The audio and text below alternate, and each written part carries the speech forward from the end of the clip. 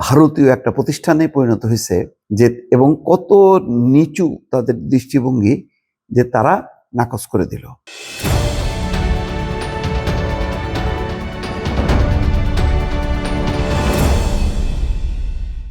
আচ্ছা দেখেন কত নিচে নামছে দিনকে দিন। আইসিসির চেহারাটা আমরা আগে বুঝতে পারছি, কিন্তু এতটা যে নিচে নামা এটা কল্পনাও করা যায় না।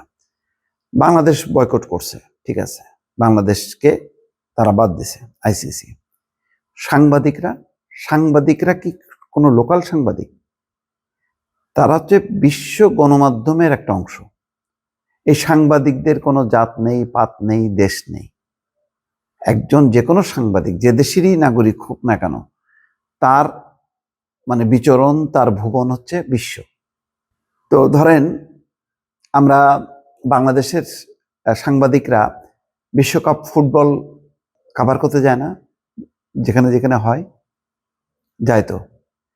তো বিশ্বকাপের যে আয়োজক ফিফা, তারা কি বলে যে না, বাংলাদেশের তো খেলা নেই, সুতরাং বাংলাদেশের সাংবাদিকরা ওয়ার্ল্ড কাপ ফুটবল এই টুর্নামেন্ট কভার করার জন্য তাদেরকে আমন্ত্রণ করা যাবে না বা তাদের অনুমোদন দেওয়া হবে না, অনুমতি দেওয়া হবে না? এটা বলে?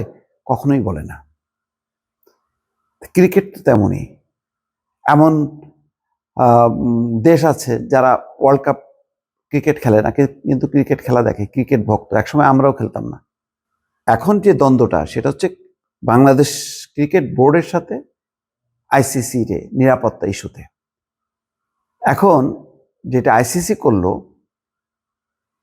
বিশ্বকাপ ক্রিকেটের এই টুর্নামেন্টটা কভার করার জন্য ভারতে এবং শ্রীলঙ্কায় দুই জায়গায় হচ্ছে, এটা কভার করার জন্য তারা আবেদন করেছিল, অনুমোদন চেয়েছিল।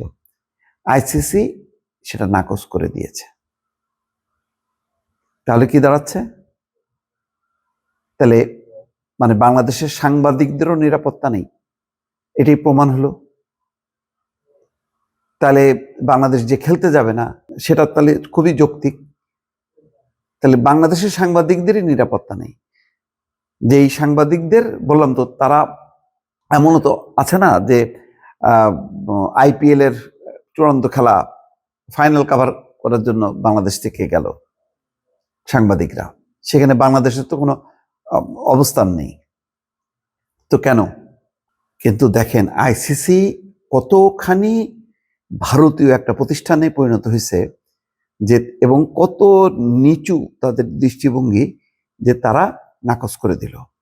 আজকে এই খবরটা আসছে, দেখেন এই যে খবরটা, যে সাংবাদিকদের প্রত্যাখ্যান করে প্রমাণ করেছে বাংলাদেশের কেউই নিরাপদ নয় ভারতে। 2026 টি-20 বিশ্বকাপে নেই বাংলাদেশ দল। ভারত এবং শ্রীলঙ্কায় অনুষ্ঠেয় এই বিশ্বকাপ কভার করতে আইসিসিতে আবেদন করেছিলেন যেসব বাংলাদেশি সাংবাদিক, তাদের আবেদন প্রত্যাখ্যান করেছে আইসিসি। যেহেতু বাংলাদেশ দলও নেই, বাংলাদেশ সাংবাদিকদেরও অনুমোদন নেই। আজ সন্ধ্যায় পাঠানো ইমেলে বাংলাদেশি সাংবাদিকদের প্রত্যাখ্যানের বিষয়টি জানিয়ে দিয়েছে আইসিসি। বছরের পর বছর 7 সমুদ্র 13 নদী পেরিয়ে বাংলাদেশ দলের সাধারণ একটি দ্বিপক্ষীয় সিরিজেও বাংলাদেশের সাংবাদিকরা কভার করেন। সেখানে পাশের দেশে হতে যাওয়া এই টি-20 বিশ্বকাপই কভার করা হচ্ছে না বাংলাদেশের সংবাদ মাধ্যম কর্মীদের বা গণমাধ্যম কর্মীদের। প্রায় 3 দশকের সাংবাদিকতার ক্যারিয়ারে দেশে বিদেশে ছেলে মেয়েদের মিলিয়ে 13টি আইসিসি ইভেন্ট কভার করা সেকেন্দার আলীর অভিজ্ঞতা হলো প্রথমবারের মতো বিশ্বকাপের মিডিয়া অ্যাক্রিডিটেশন আবেদন প্রত্যাখ্যানের, অর্থাৎ প্রত্যাখ্যান করা হয়েছে যে 13টা আইসিসি ইভেন্ট কভার করছে।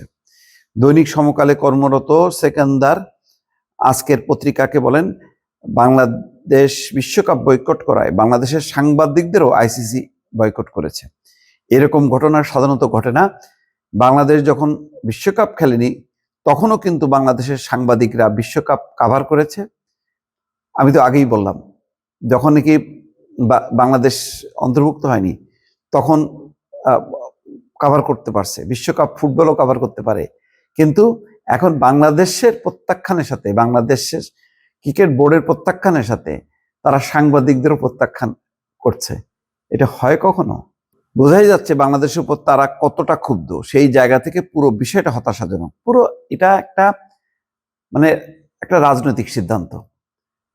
এটা ভারতের রাজনৈতিক সিদ্ধান্ত, যেটাকে ক্যারি করতেছে এখন আইসিসি। বাংলাদেশ বিশ্বকাপের ইতিহাস শুরু 1999, কিন্তু তার আগে থেকেই আইসিসির ইভেন্ট কাভার করেছেন বাংলাদেশের সাংবাদিকরা।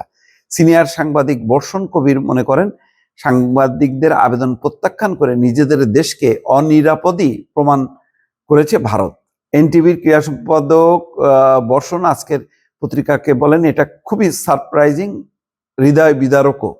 নিরাপত্তা নিয়ে বাংলাদেশ যে ওজোর আপত্তি করছিল, সেটাকে আরো শক্ত ভিত্তি দিল বা প্রতিষ্ঠা করে দিল আইসিসির এই অ্যাক্রিডিটেশন পদ্ধতি। এটা প্রমাণিত হলো বাংলাদেশের কেউই ওখানে আর নিরাপদ না, আসলে নিরাপদ না।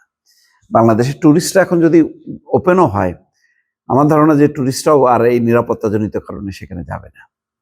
হয়তো ভারতের বেলাও সত্য।